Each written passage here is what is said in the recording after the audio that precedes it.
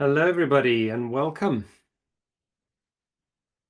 Just waiting for people to join. We've got a flurry of people signing in as we speak. So we'll just take a moment to let everybody settle in.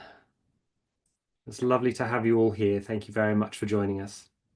Before I share the endorsements, I'd just like to say a big thank you to coaching.com and the coaching.com community for giving us this platform to deliver this session today. Without your support, we wouldn't have been able to host quite so many people. And I would like to now introduce Dr. Pam McLean, who's going to do an introduction for us and interview Peter. So Pam McLean is the founder and CEO of the Hudson Institute, one of the most respected coach training institutes in America. A leader in the field of coaching, Hudson Institute of Coaching has been providing knowledge and skills-based coach training for over 35 years. Pam's book, Self as Coach, and indeed much of her work has focused on deepening our understanding of the use of self in coaching. And in her spare time, Pam also serves on the advisory board of the Coaching Ethics Forum. There is a strong bond between Pam and Peter, which is a passion for taking coaching forward to what the world of tomorrow needs. Peter will say she's one of the most passionate people he knows, leading groundbreaking work and offering insights into the theories and concepts that are revolutionizing the growing field of coaching. Peter also refers to Pam as his sister, as they were born only a few months apart and have such similar passions for leadership and organizational transformation through coaching. And so it is my pleasure to welcome Pam McLean. And great to be here. Great to be here. So Peter and I are brother and sister and have known each other for some time. And it's just an honor to be joining you for this call and having read your work, your many works. I think that a great place to begin is to say, Peter, so, this is a departure from so much of the writing that you've done. And knowing that we're both in this at a certain stage in life and perspective shifts and changes, I wonder what inspired you to make this pivot and to dive so deeply into this? Well, thank you, Pam, also let me also give a big welcome to the all the people who've joined us from so many places. It's delightful to have so many with us, and thank you, Pam, for being part of this. It's lovely to be doing it with you. What inspired me? Well, I probably ought to do a big thank you to ICF Italy.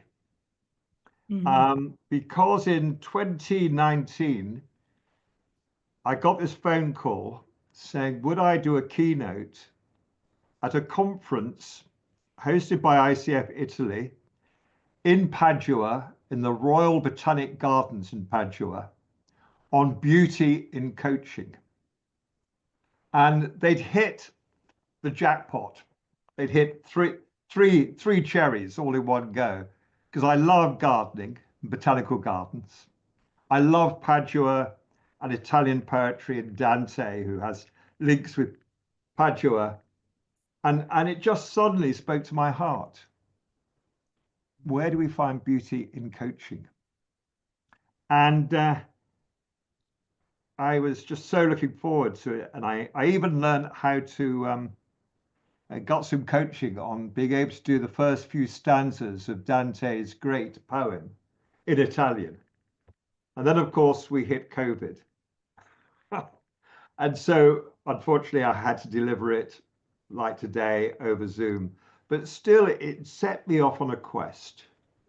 And one of the fellow speakers there was Piero Ferrucci, who's a lovely transpersonal coach who also writes about beauty. We had some great conversations. That took me on this journey to write the book, and then Routledge said that, well, I would love to publish a book on this. And it was only through writing the book that I started to discover how much beauty it opened up, not only in my work, but in my life. That's so great, so powerful. And you know, the having been at those botanical gardens, that's beauty shown through a lot of history, So amazing. Yeah. Yeah. So, you know, you write, I think kind of early on, has my lifetime been part of a great leap forward for mankind, or an incredible acceleration toward the edge of a cliff of devastating destruction? Powerful, powerful words. Or increasingly accelerating toward the edge of a cliff of devastating destruction. So, you know, our global challenges today, it seems almost every time we open the newspaper, another challenge is in front of us, as we all know. But they suggest, as you write, that our old sense of knowledge and skills are simply insufficient to address what's happening in our world today, and that what we need is this transformation of our human consciousness. So maybe that's a good place for us to begin. How do we begin to consciously transform our human consciousness? Well, yeah, as you know from reading the book starts with the crises of our time, what many people call the polycrisis. And I do articulate many of those crises. And then I say, well, actually, behind that is the meta crisis. And the meta crisis is that whether it's climate emergency, the loss of many, many species, the pollution of the atmosphere or the seas, world inequality, growing mental distress and disturbance, all of them, growth and migration, they are all interconnected. And you cannot solve any one of them without solving the other. But then I go further and I say, well, actually, all of them are symptoms of a failure for us to evolve human consciousness. And so the great work of our time is, how do we evolve human consciousness to be future fit for the world that we have created? And then in the second chapter, I chart what I describe as the shrinking of human consciousness from early humanity that had a participatory consciousness with the land they were engaged with, the land they were part of, through to a community consciousness with the growth of urbanization, and then with the coming of science with Francis Bacon, Descartes, Newton, a retreat into mental consciousness. I think, therefore I am. And then arguing that in the 20th and 21st centuries, we've retreated even further into our left brain neocortex. And that's where I use a line from both Albert Einstein and one from the great poet Mevlana Jalaluddin Rumi, the great Sufi poet. Why, in the plenitude of the universe, have you and I chosen to fall asleep in such a small, dark prison? And that image for me about, because then in chapter 3, I say beauty is that chink that comes through the prison bars that suddenly awakens us to a world beyond the one we've imprisoned ourselves in. Yeah. It So opens the door, it wakes us up. yeah, yeah. So that shift from the egocentric to the ecocentric. You say in your writing that what we need today is a new life curriculum. A new life curriculum. What does that look like for us if we're going to shift from the ego to the eco? Let me stay with that phrase, from the ego to the eco, Because so many of us, I include myself, we try and go to the ecological dimension or the social dimension through the left hemisphere individualistic way of seeing the world. So we try and think about it. We try and think, people ask, how do I include the ecology in my coaching? And I say, it is already there in the room, through the air we breathe, through the food we eat. It's just that we don't see it. We think the ecology is something out there. So the movement from ego to eco, you cannot do with ego left hemisphere way of thinking. So Yeah. that's why, some time back I wrote a blog, Let the Ecology Do the Coaching. It's and this links to the notion of life's curriculum rather than our curriculum. So just very practically in coaching or in leading, I write about how rather than start with what do you want from coaching, I'll ask, what is the work that life is knocking on your door, asking us to attend to together? For me, all the important work of coaching or leadership team meetings, both, are done at that learning edge where it's not what you want, it's what's life requiring. What is it that life's requiring that you don't know how to respond to? I don't know how you should respond to. But together we can discover. Yeah. There are two things that I think that stirs for me. One is that you do write about, how can we put the right hemisphere back into play here? And that very question does that, doesn't it? Yeah. That you just posed, that it does that. Yeah, yeah. There's also this quote that you have of an elderly rabbi who wrote, "We are not born to have a good time, but born to make the times good." And so you're really talking about that relationship between the good organization and the wider context this complicated wider context that we live in today. So what can we do? How can we pivot at this time? Yeah. Well, thank you for choosing that quote from the many quotes in the book. Because in the book I do go from beauty to bringing in a number of what I call beauty sisters. Yes. Because the verities in the Platonic world, along with beauty, you have truth and goodness or good. And for me, all three of those they're not things we find in objects or things that are within us. All three are always relational. We discover them in relationship. And often you see there's a lot written about in organizations, how do we increase individuals' well-being? But you see, well-being for me is never in the individual. Goodness is never in the individual. It is always relational.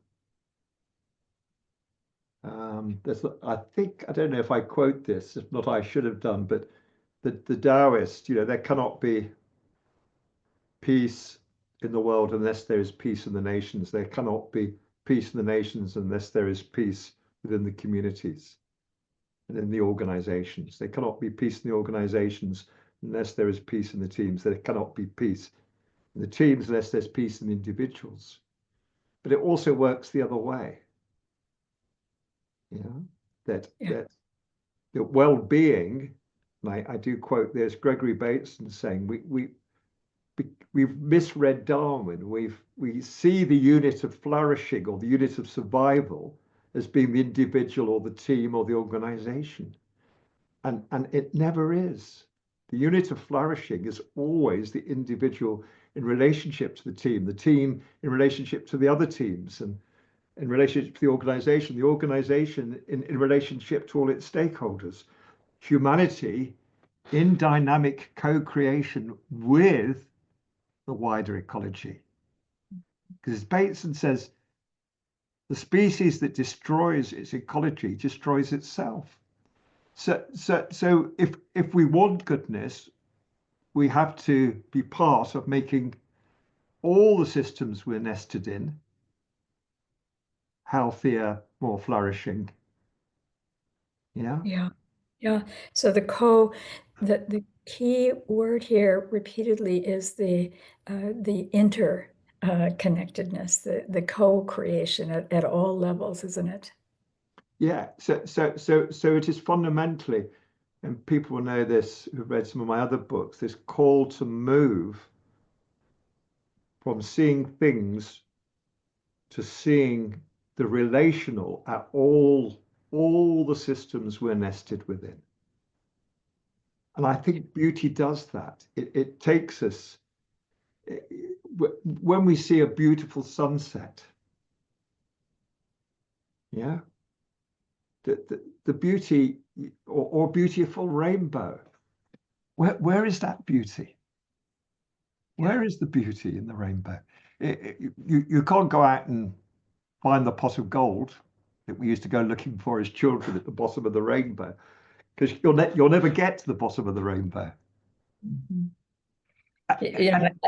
And it's not just in the eye of the beholder. It's Right. It's in that moment of connection and what that gives birth to. That's where beauty is. Yeah, yeah. I had this experience not long ago traveling in different parts of Italy, and I was in Rome and accidentally came across the apartment that Keats spent his last 6 or 7 months in, and listened to this lecture about this human being who died at age 25 or 26, was never known. He died not knowing that he would be recognized, and yet he kept writing about beautiful things. It was so powerful, so moving. Yeah. The ode to the Grecian urn. He deals with that, is beauty in the urn, or no, it's in what it has. It's a verb. Beauty should be a verb, not a noun. Yeah, yeah. So if you, as you write, that beauty inspires us toward the good, it inspires us toward the good. So what does that mean on a daily basis for all of us? What does that mean? How do we translate that? Well, just at a very simple level, that there are some questions that I include in the book about how you can reflect on a coaching session for all the coaches who are here, or a leadership team meeting, where you can ask, how did we open up the world, as Blake would say, to open the eternal eyes of man inwards, he wrote, to the heart of imagination. How have we opened up the imaginal within our meeting? How have we opened up beauty, not just in what we've talked about, but how we talked about it? Yeah. And just asking those questions, as you said earlier, moves us to our right hemisphere. Because it's not one we can, oh yes, we did that 6 minutes into the agenda. Yes, and then we went on to another agenda. It's not an agenda item. It's not an agenda item. I love that. Yes, that's right. It's a relational arising.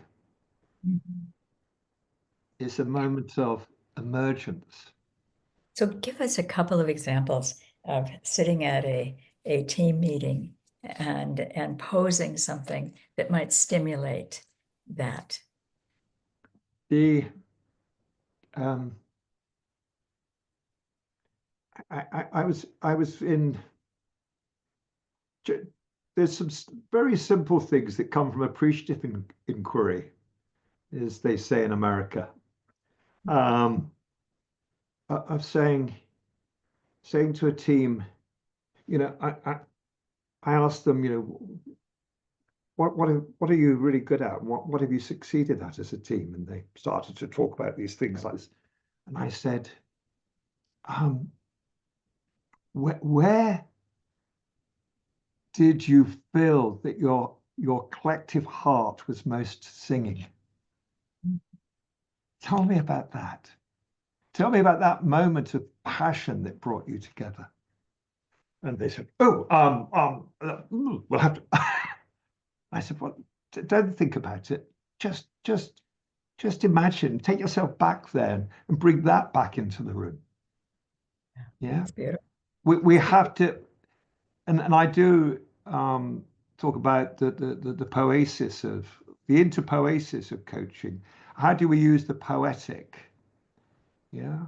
A lovely example would be my colleague Monica Callan in Montreal, who I was supervising. She said to this team she's working with, very senior team of engineers, many of whom had worked with each other for many years, and she said, I want you to introduce yourself speaking as one of your current or future grandchildren, or the grandchildren of your family, your great nephews and nieces, and talk about what their father did, their grandfather did, when he worked at this company.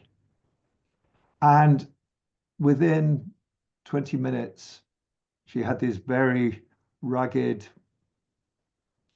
hard-wrought engineers, several of them in tears, and some saying, I've learned stuff about my colleague who I've worked with for 20 years that I never knew, because we opened up a new channel of knowing. And that changes everything, doesn't it? Absolutely. It changed everything for that team, just in that one moment. Mm-hmm. Yeah. So, yeah, that phrase, so, even in individual coaching, just a quick story. I was in Barbados and I was getting them all to introduce, and I'd written on the flip chart, ask your partner to tell me about a moment when your heart was singing. And just as I was about to get them started, I said, no, I've asked you wrongly. And I crossed it out and I put, take me to a moment where your heart was singing. And that just change of words from tell me about to take me to. Yeah. It ignites another part of the brain, doesn't it? Just 3 words being changed. Yeah, that's beautiful. Yeah.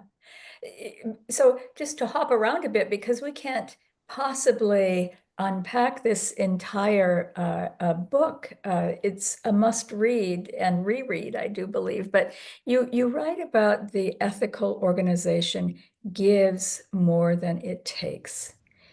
Gives more than it takes. So let's talk about that.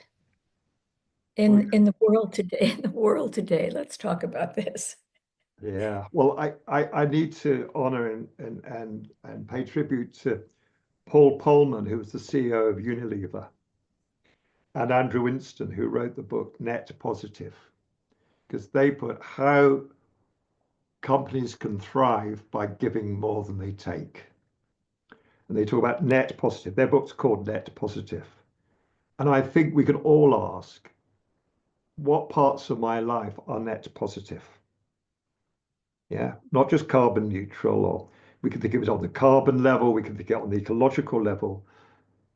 For me, organizations only thrive, and I use this phrase, this is from me rather than Paul Polman, if they co-create beneficial value with and for all their stakeholders. Customers, employees, partners, suppliers, the community, the investors, the funders, the taxpayer, and the ecology. And just for us to ask that question, am I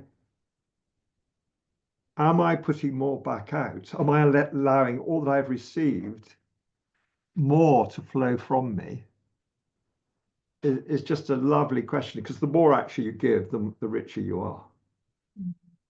And you know, not I just find it a constant tap on the shoulder, that, and within that, yes, am I beautifying the world? Am I making the world a more beautiful place? I have a good colleague who, and I'm not good at this, but whenever she ran a training event with me, part of her practice was always to leave the training room more beautiful than when she arrived. So she would buy flowers to leave for the group that were following her. And we have Frank Quant coming on the videos a bit later, talking about what they did to an airport in Bulgaria. Yeah. with flowers, right? And I think that just opens another whole channel. Mm-hmm. Yeah, I think one of the things that you do so nicely is draw our attention to the highest level of this issue, right? And then you condense it down into the simplest ways that we can create beauty in everyday life. And you spend some time then talking about truth and grace and you make it accessible. And so when you think about the ethical organization in the wild world that we're living in today, where do we start as leaders? Where are the pivots, the small pivots that can make a big difference? And you left out one of the other companions of beauty, right? Which you and I need to bring in, of our age, which is That's right. death and transience. That's right. Yeah. And I have to say, because I often say, I write in order to discover what I need to know. And it was that chapter that really, in some ways, touched me more than many of them. But just to come back to the ethics one, because you and I have just been at the Coaching Ethics Forum, just to give a call out for them, and Wendy Ann Smith's work. I've written a recent article for her called The Heart of Systemic Ethics. And I say the heart of systemic ethics is, are you, exactly what we were saying just now, is you're only ethical if what you're doing is in service of yourself and all the systems you're nested within. If you're coaching someone to be the standout leader in the team at the cost of the team, or to be a high-performing team at the cost of the organization because they're taking more of the collective resources in order to prove how great they are, or an organization to dominate its sector, or indeed, and this is the big challenge for all of us, you're part of a species that is taking more of the commons than it is giving back. We are fundamentally unethical. And that's an enormous challenge. And this is why it's so critical in our, I don't believe we can deal with the great challenges unless we start with our own consciousness. And I think, I say this in the book, that whether we're psychotherapists, counselors, coaches, facilitators, consultants, strategists, we're all in the same job, which is how do we evolve human consciousness for our species to be future fit and deserving to survive on this planet? All of us. Yes. So you have this line, we don't live in a world of things, but a world of relationships.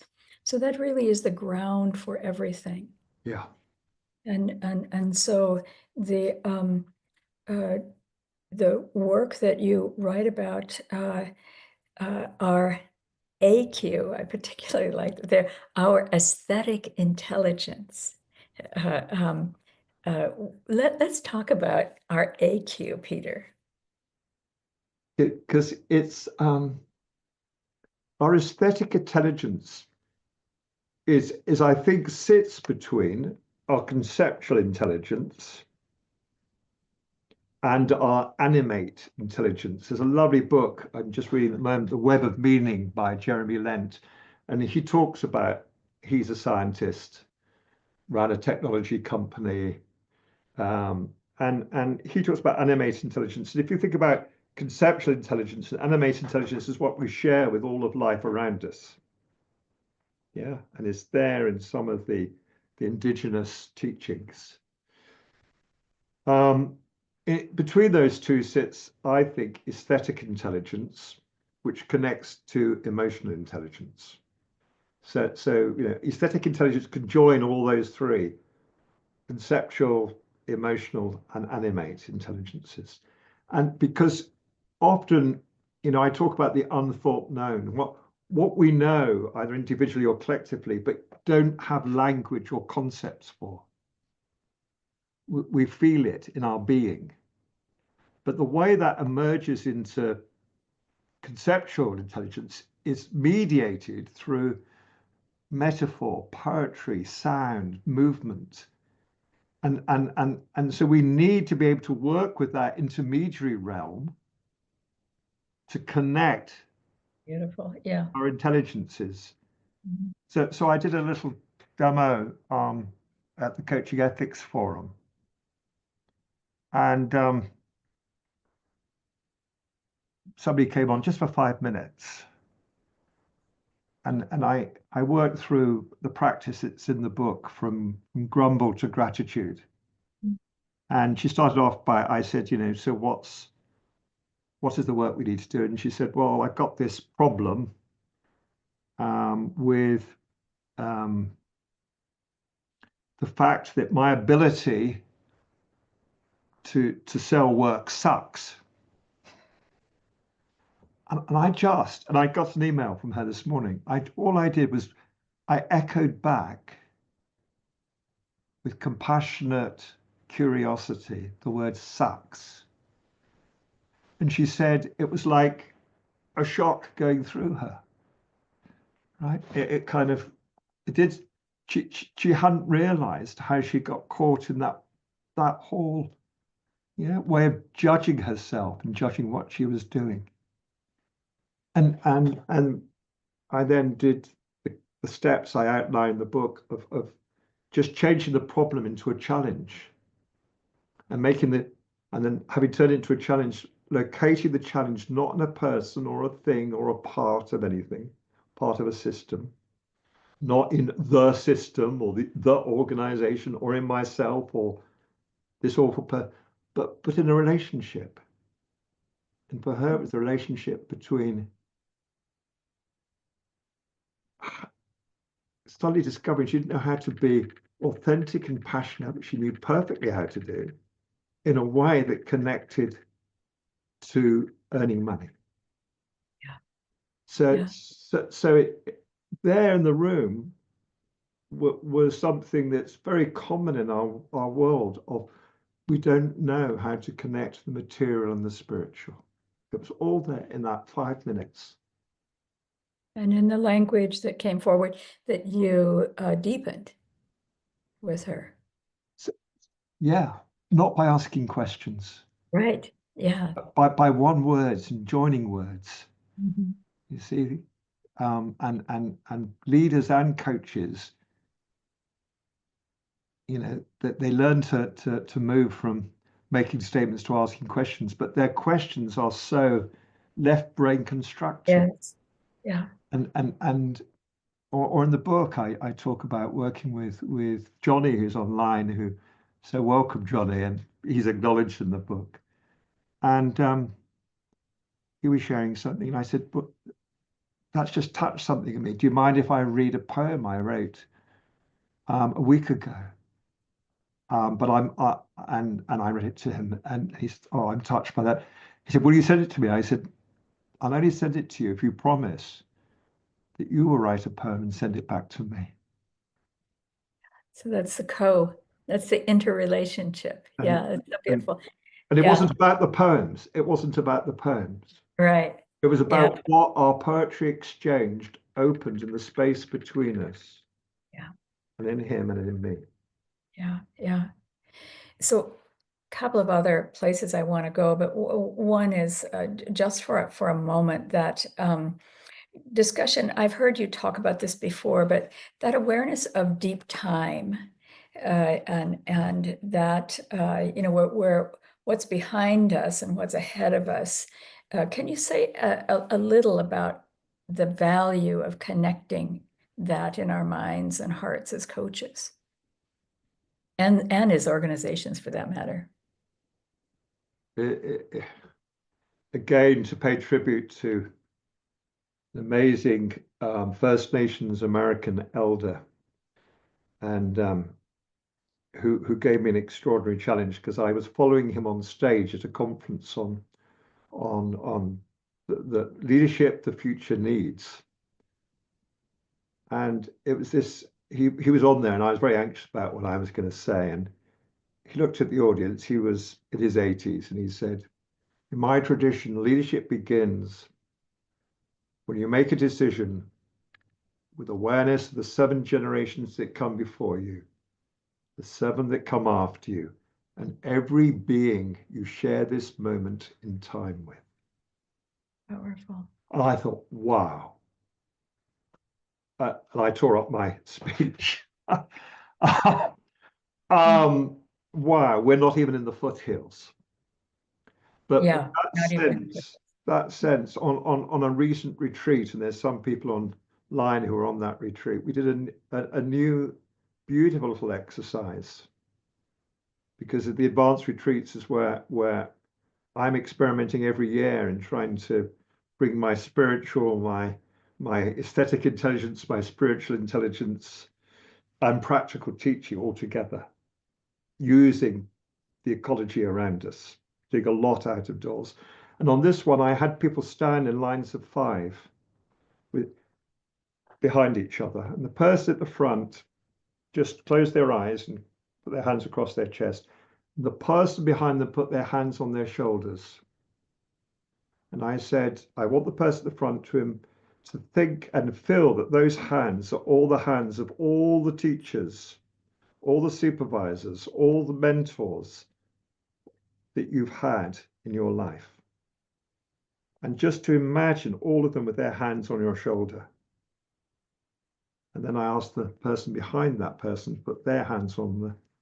So we had 2 lots of hands coming forward, and then the third. And so we went back through the generation of our teachers' teachers, our mentors' mentors, their mentors, back 4, not 7. We only went back 3 generations. And then I said to the person at the front, now feel yourself receiving that.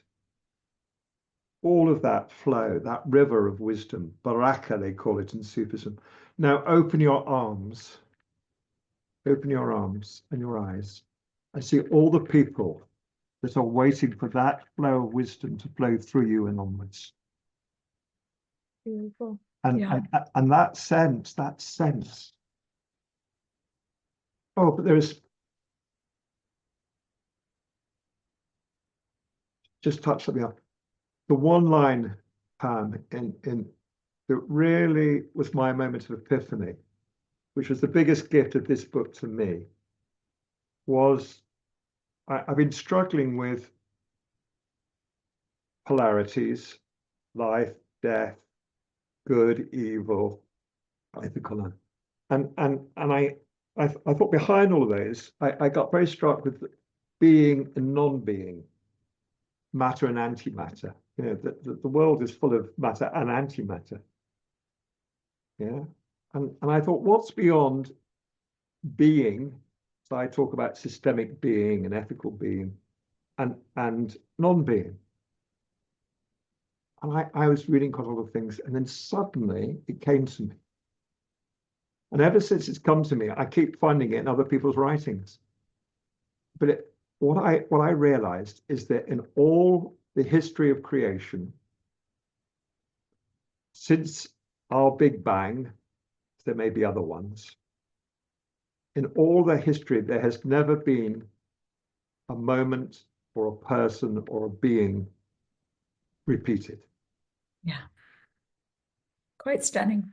And when we have children, Ursula Goodenough, she's a great biologist, she writes, we think it's going to be 50% of us and 50% of our plant. It never is. It's a total surprise.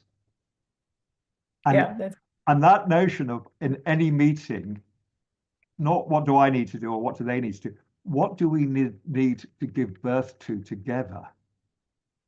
Yeah. That will make the world more beautiful is perhaps a time to stop this. It is time to stop. We haven't talked about the work of eldership, but perhaps that's for another day. So great conversation. We should do that together. And I'll interview you, Pam. Yeah, that'd be great. Yeah, good.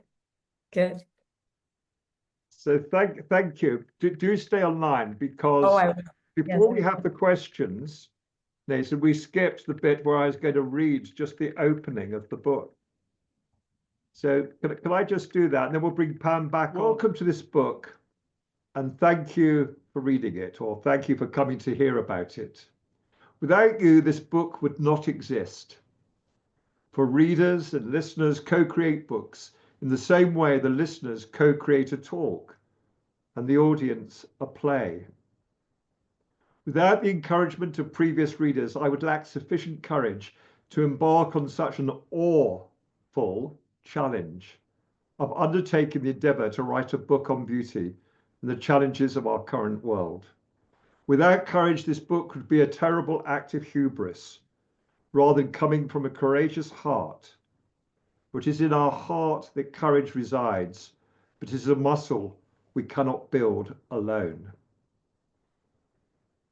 Before you start reading this book, please let me ask, and I want everyone who's online today to do this if you can, just write down for yourself how many times in the last 24 hours have you checked your phone or your computer, your Instagram, your WhatsApp, any electronic device for messages or posts or emails or other notification. How many times? Now ask yourself, the last 24 hours, how many moments of beauty, awe and wonder have you allowed to touch you in your heart? Moments that went beyond seeing, hearing, touching, smelling or tasting, beyond something pleasing, moments that awakened a depth response within you. And please write down that number. And now compare the two numbers. Unless you're fortunate to be listening to this on holiday or on a retreat, for most of us, the first number will be much greater than the second. Certainly is for me in the last 24 hours. Is this ratio or balance one that you want to have or need to have in your life? If not, please write down, what would you like the ratio to be between these two numbers? And if you have felt a hunger to engage more with beauty, awe and wonder, then this book is for you.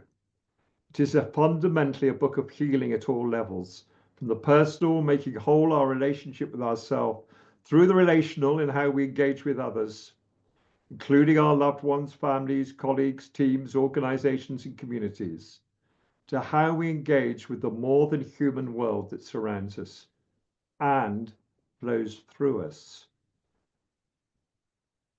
I'll miss the next bit.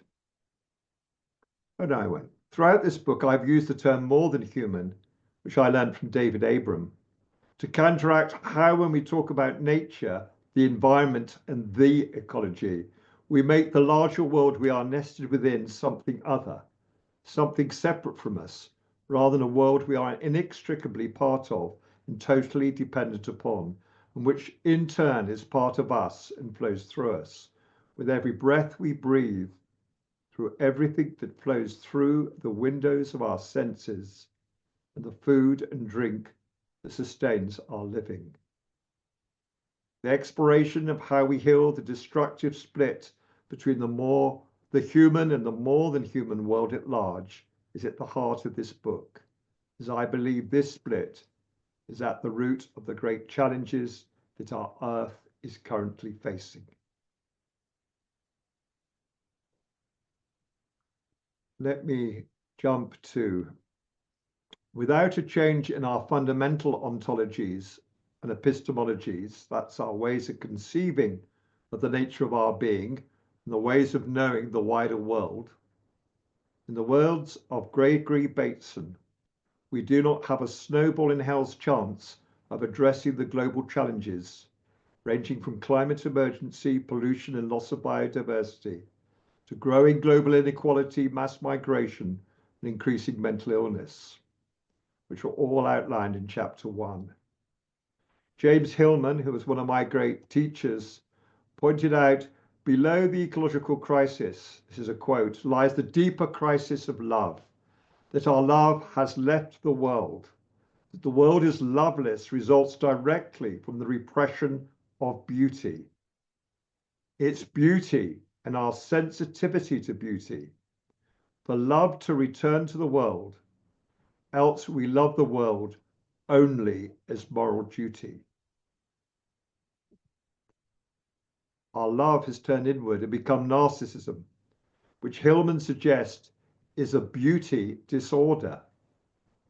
So writing and reading this book is not a dilettante aesthetic diversion, but an urgent medicine for the fatal illness of our times, and a clarion call for a new depth engagement to the wider world beyond ourselves.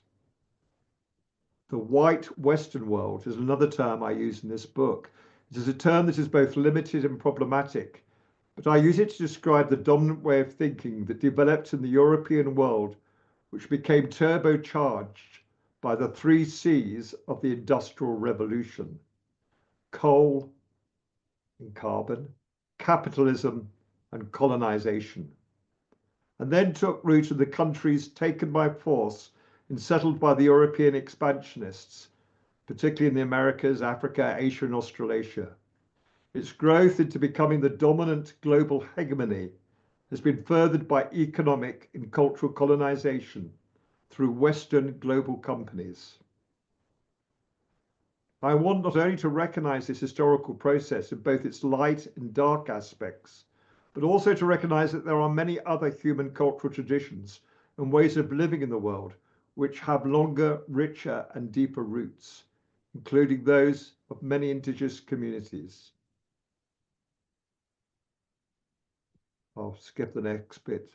This book, however, is situated beyond the personal and beyond the philosophical in the current global challenges of our time.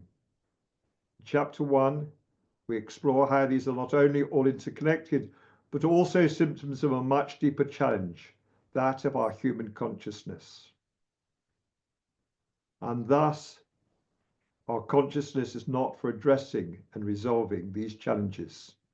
Chapter 2, I trace the origins of consciousness and modernity and its descent into left brain, atomized, linear, rational, and individual ways of thinking and acting.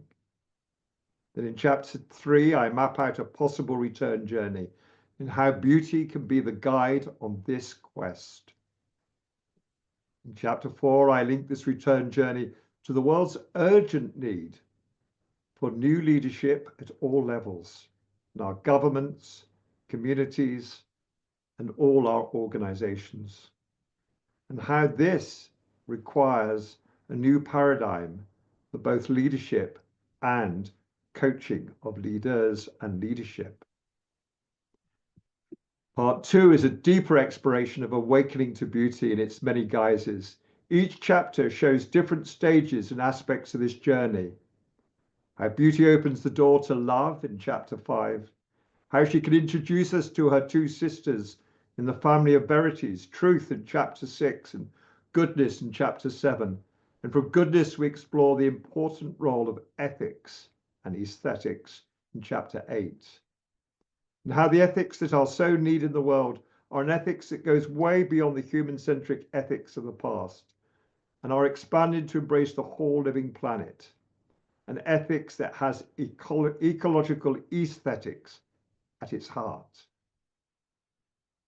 From aesthetics, in chapter 9, we go to the beauty of death and transience, to find beauty not just in the budding and blooming of a flower, but also in the falling of its petals, the forming of its seed heads, and the releasing of the seeds to the wind. A beauty that transcends the duality of life and death. And then in chapter 10, on beauty and grace, we explore 4 aspects of grace: gifting, gratitude, being graceful, and aesthetic grace. So having awakened to beauty in so many ways and forms, in part 3, we focus on doing the beautiful, being pragmatic in doing the beautiful. First in the art of leadership, then in chapter 11, and then in the art of coaching in chapter 12. These practices are then more deeply developed in chapter 13 on beauty in the space between and the marriage of opposites, and how we move beyond dualistic, oppositional ways of thinking and relating to discover the triangulating and coming together of opposites to co-create and give birth to that which is new. Then we move to co-creating beauty through relating and conversing poetically in chapter 14. And we end with becoming the beautiful. How to take the teachings of this book into your life, your leadership, and your coaching. And how you can, as Mevlana Rumi entreats us in his beautiful words, let the beauty you love be the beauty you do. For this book describes just a few of, as Rumi again said, the hundreds of ways you can kneel and kiss the earth.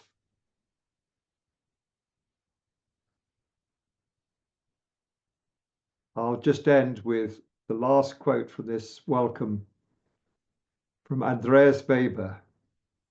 The earth is currently suffering from a shortage of our love. My hope is that this book will help you fall in love again with the wider world around you and the way it has done for me.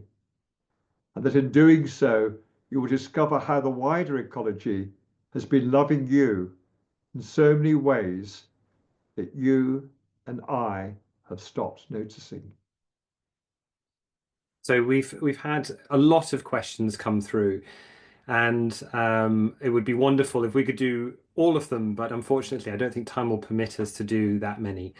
But we do have time for a few, so if I can present some to you and get your thoughts. So the first question comes from Winda Evers, and she asks, I'm regularly coaching senior teams of engineers with strong preferences on left brain thinking. I do so much appreciate practical suggestions on how to bring more beauty into the work with this kind of audience.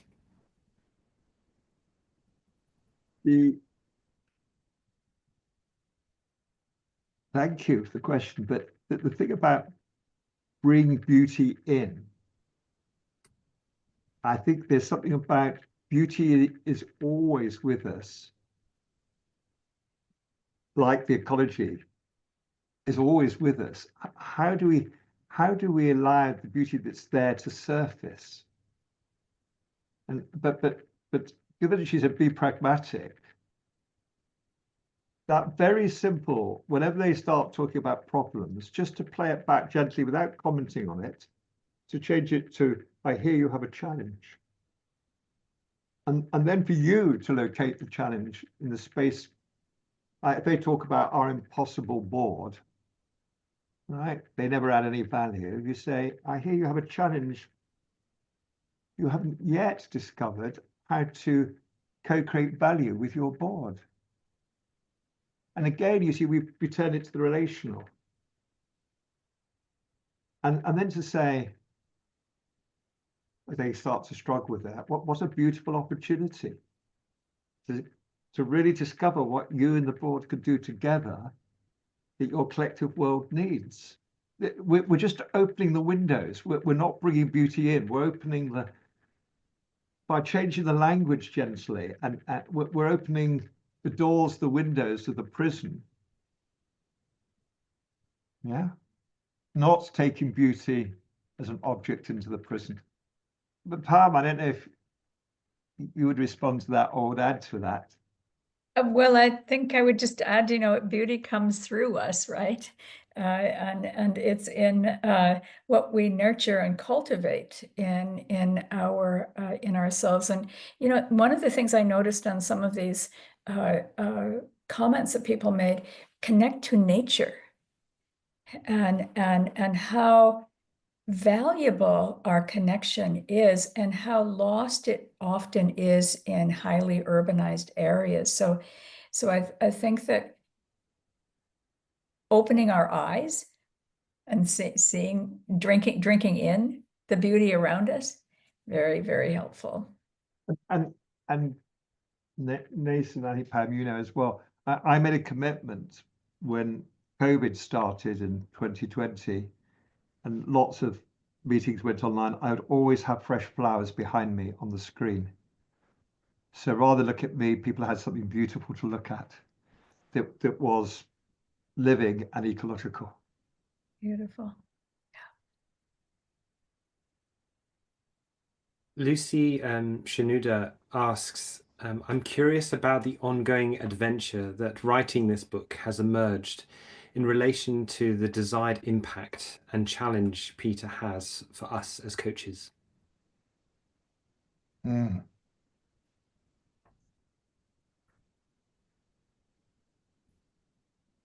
Well, thank you, Lucy.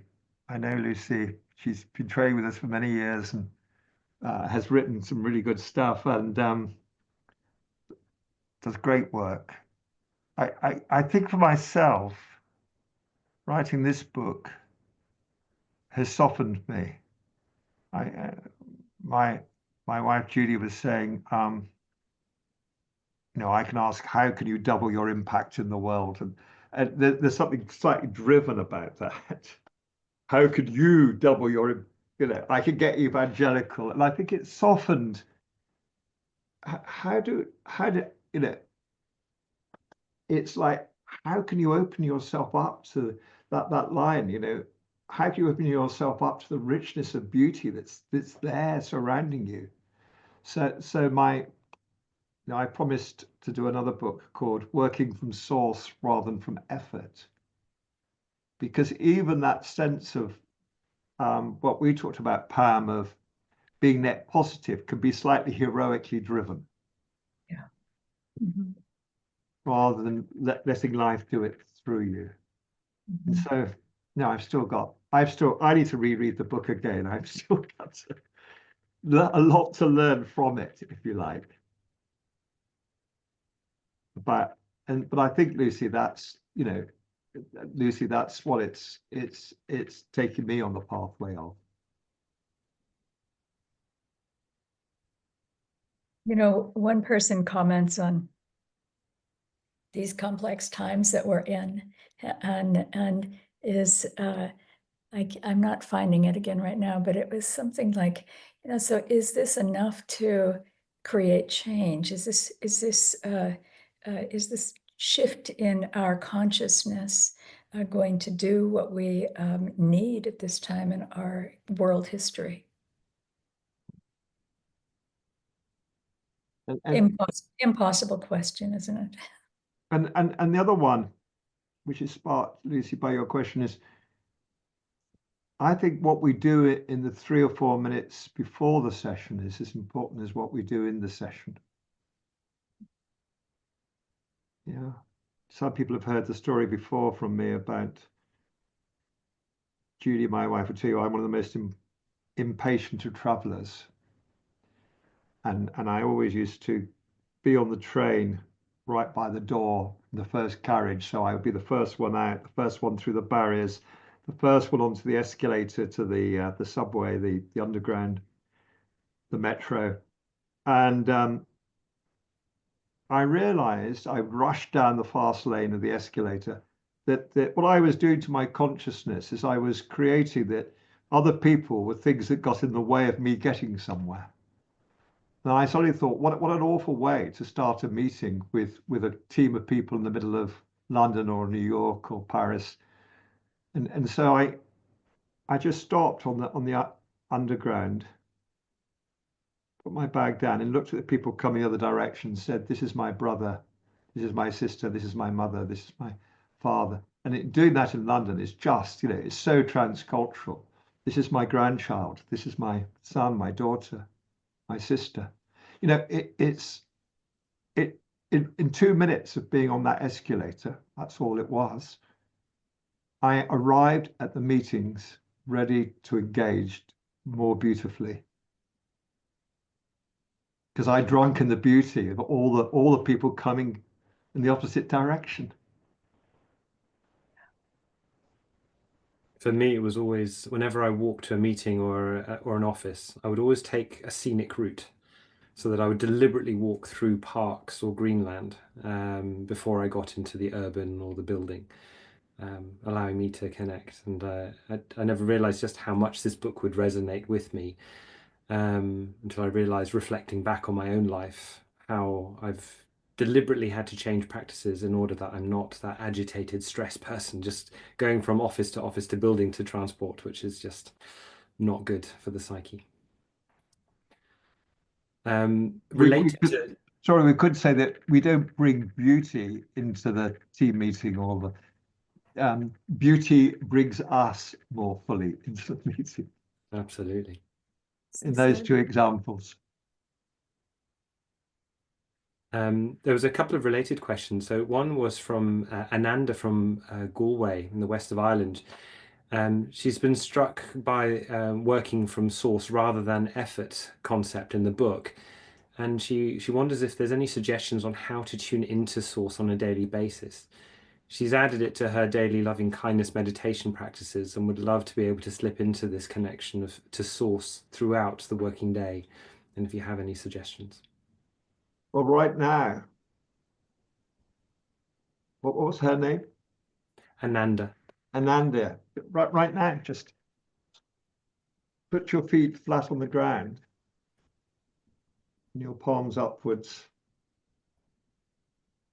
And just imagine roots going from the soles of your feet through the floor beneath you, if there are more than one, through the soil, into the earth.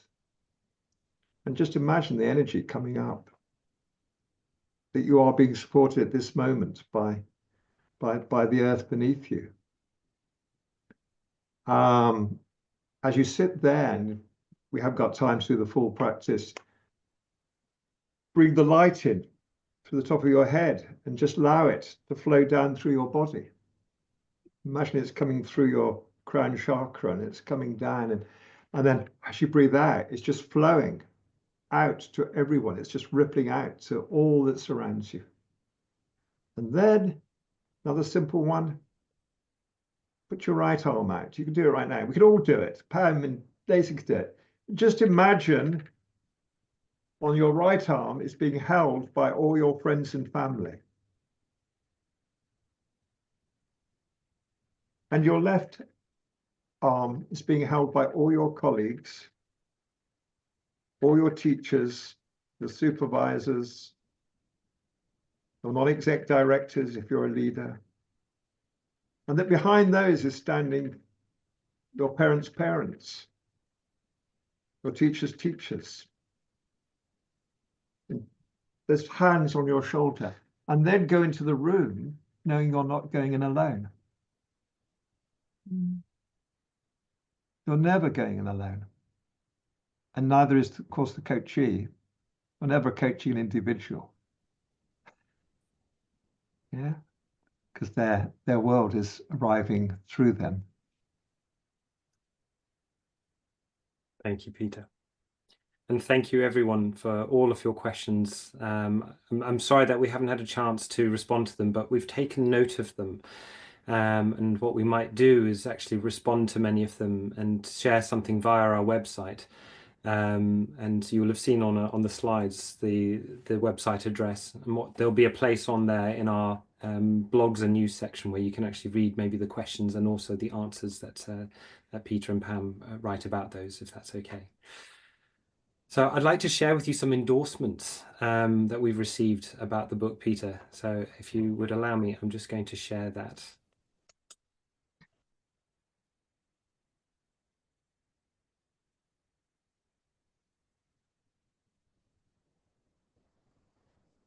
So first thing is, every new book from Peter Hawkins is good news. Beauty in leadership and coaching. My experience is this is really a game changer in the culture if you focus on beauty, and especially if you create something with beauty.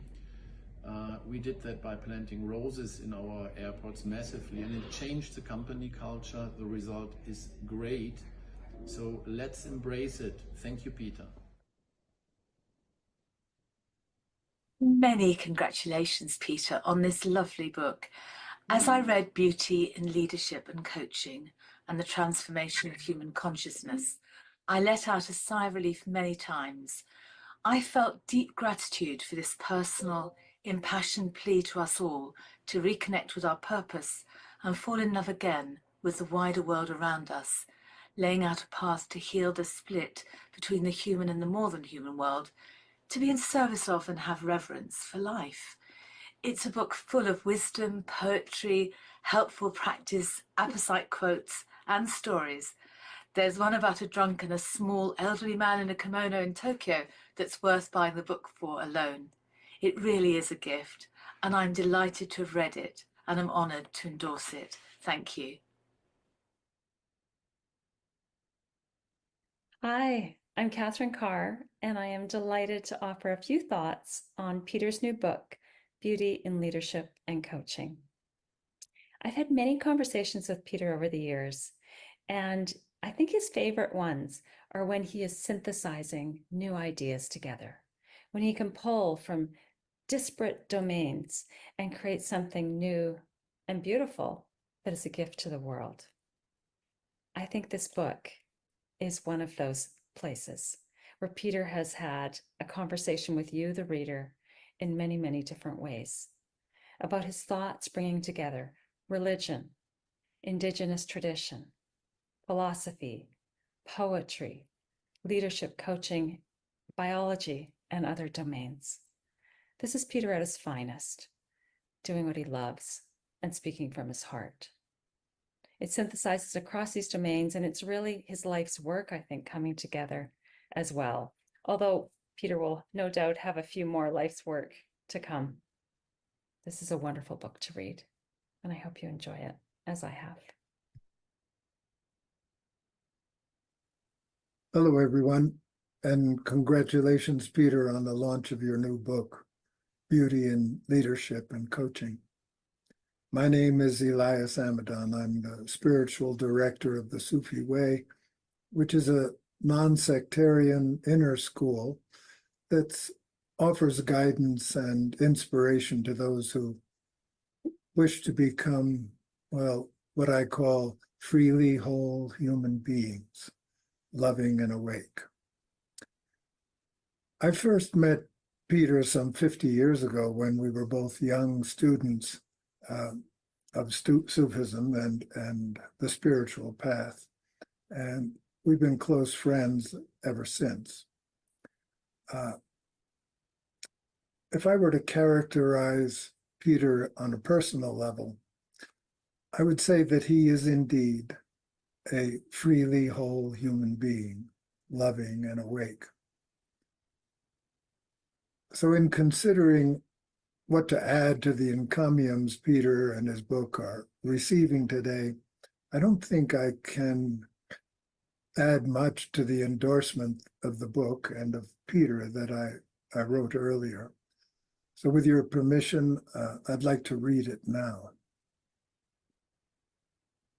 This astounding book is dedicated to nurturing highly skilled and beautiful leaders and coaches. And it does this with grace and profound depth. But it does more than that. It's an education in being human. It has the power to nurture the beautiful in all of us. Peter offers us here the great harvest of his life as a brilliant teacher, psychotherapist, systems thinker, world-class leader, and humble gardener. His vast reading and erudition are met on every page by his empathy and his humaneness. Open this book anywhere and you'll find yourself enlightened by insights you didn't know you knew. Vistas of the beautiful, the good, and the true that will enliven your work and your life. Once you've read it, I promise you'll be thankful. So thank you, Peter, for being able to express all of this so clearly and directly. And thanks also to all who have helped you in its creation.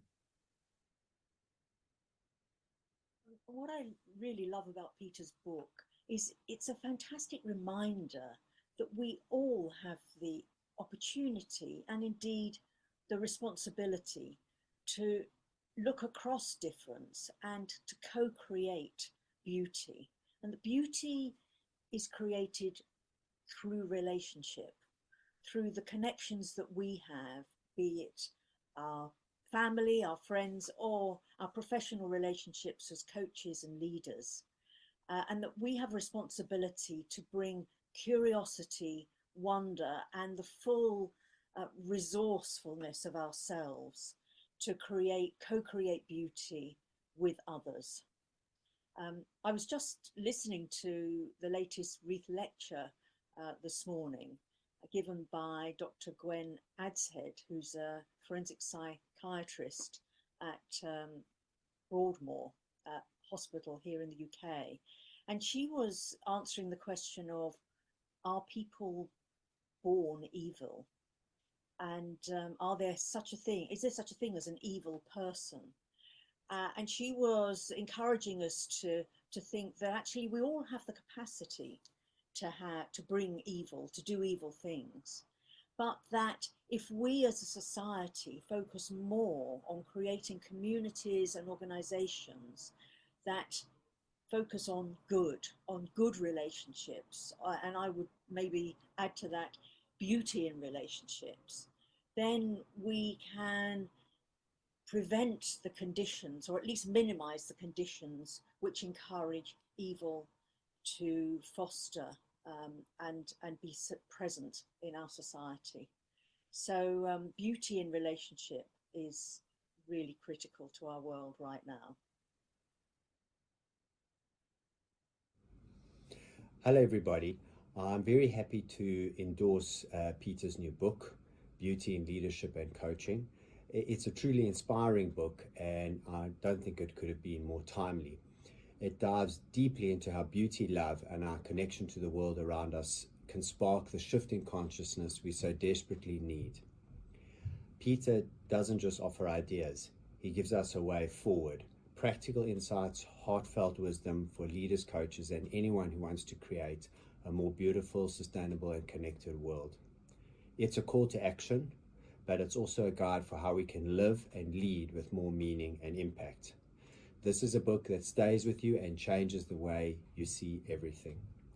Peter has seen many seasons in a long life and career, and I really believe that the book expresses a lifetime of wisdom in a message in a very eloquent way. And I wholeheartedly endorse this book. It's something special, and it's unique and distinct from a lot of the narratives that are out there. So I really recommend you get a copy and read it.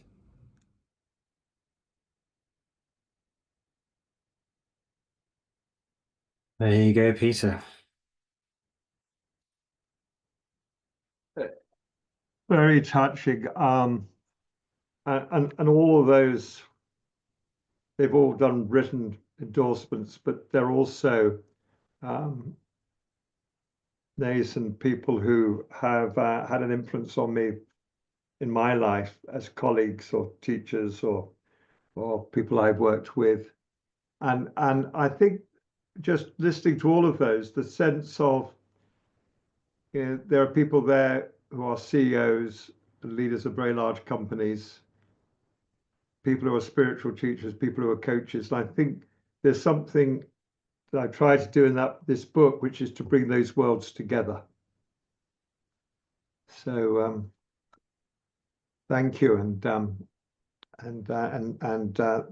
thank you all of those for doing those endorsements, and the ones who wrote them as well, and thank you to Dan for putting the video together of what they all sent in. Absolutely. So all that really remains is to make a few thanks and just a few bits of information for everybody. I'd firstly like to thank you, Peter, again for sharing everything that you've shared. To Pam for joining us and doing the interview. To all of our colleagues at Renewal Associates for everything they've done in terms of contributing, for being here in support of this and our work around the world with clients and coaches alike. To Routledge for supporting with the publication, and also to coaching.com for supporting in the work that we do for training systemic team coaches in the virtual space, but also for helping us to host this tonight. To anyone that's interested, Peter writes regular blogs, and they are available through our Renewal Associate website. And the link for this will be displayed again on the screen. And also on our website, you can sign up for regular postings and newsletters through our resource section, which will include the questions and answers to the questions that you asked during this. As you'll have seen in the chat, Dan has posted that the book is available to purchase via Amazon and Routledge. There is a 20% discount if you buy it during this early period. As you know, with these things, when things come out early, they're at a lower price. The price probably will change at some point when Amazon and Routledge put it back to the standard retail price, but the discount is available. Makes a good Christmas present for anybody that's thinking, or any other festive celebrations that you might want to give a gift for. Also, if you are going to get the book through Amazon, please leave a 5-star wink review and any positive comments that you have about it. If there's anything that you don't like about it, please let us know, because it's a chance for us, and mostly Peter, to learn from that process. If you'd like to know more about the research and the work that we're doing with organizations in this field, then also please get in touch. We're always looking for ways in which we can apply this thought leadership in our work and with clients, and to ensure that we are at the forefront of the needs of organizations to work in partnership with them. So I'd like to end by just saying a huge thank you again to our partners, coaching.com, and also for the wonderful support that we've had from Mercy and Balaleo, who's been very silently sat there in the background, who's looking after things, and also to Beth Schofield, who's also supported to get us ready for this evening. And finally, to thank all of you for coming along in support of this event, to launch this book in a way that it deserves. Thank you, Nathan. Thank you, Pam. And rather than end with passages too long from the end, so let me just end with lines that I often quote from the great poet William Blake, who appears several times in the book. To see the world in a grain of sand, and heaven in a wild flower, to hold eternity in the palm of your hand, and infinity in an hour. May we all be blessed with being able to sense the beauty that we are given every day. Thank you for being here.